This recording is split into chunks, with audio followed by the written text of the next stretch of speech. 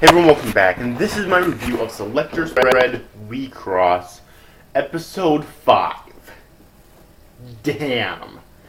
Okay, lots of theory crafting here. I actually had to watch the episode 3 times in order to fully understand this. But it's not in a bad way like in Terraformers. It's in a good way here because this is very interesting stuff. They can be kind of complicated at times, but just because there's so much of it. Okay? Not because it's just explained horribly. Like in Terraformers. So, wow. The girl of black, the girl of white, and the girl of gray. So, I think it's kind of obvious at this point that Iona is the girl of gray because, as we've noticed, there's a lot of color schemes in this series, okay?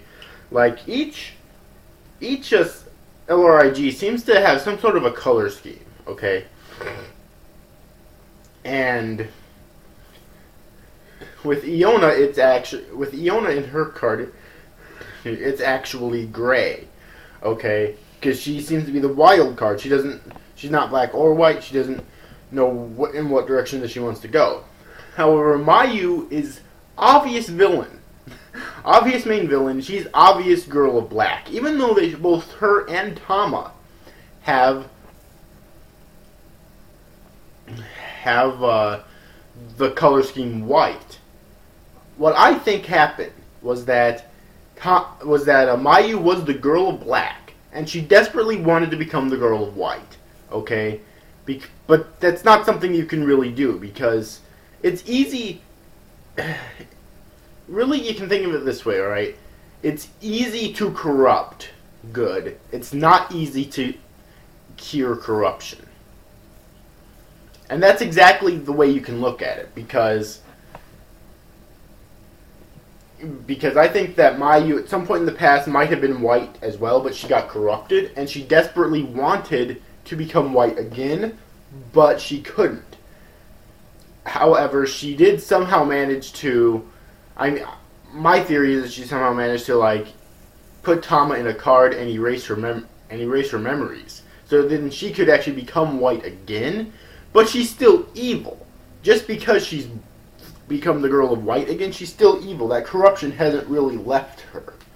Okay, and then, of course, Tama was the previous girl of white, is what I'm guessing. Okay, so Tama's the girl of white, Mayu's the girl of black, and Iona's the girl of gray. Now, there are some things you could kind of throw into that theory with, at least on Iona's part, like, how was she a human beforehand? Like, in the first season, she was an actual human. But in this season she became an LRIG.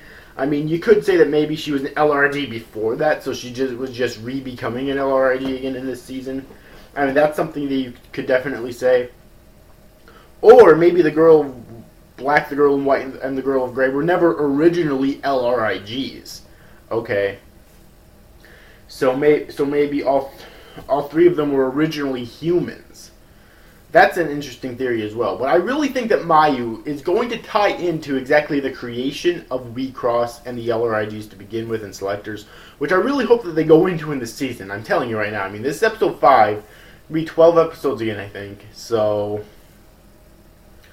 yeah. Like, I really hope that they go into the creation of LRIGs and WIXOSS and Selectors in this season. And if they do, then I really think that Mayu is going to play a huge role in that. Okay? Because she's obviously... Hold on a sec here. She is obviously, like, a major player in that. Okay? I don't think that there's really any denying that. So yeah, so those are basically my main theories here. Now, there are some other things to wonder, you know. Like, some other things happened this episode was with Fumio Futase, which we learned that she was actually used to be an LRIG. Alright, and her selector, Fumio, named her Futase, so when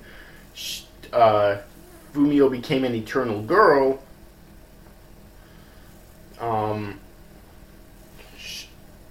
she basically became a Futase basically became a human, and in Fumio's body and named herself Fumio Futase.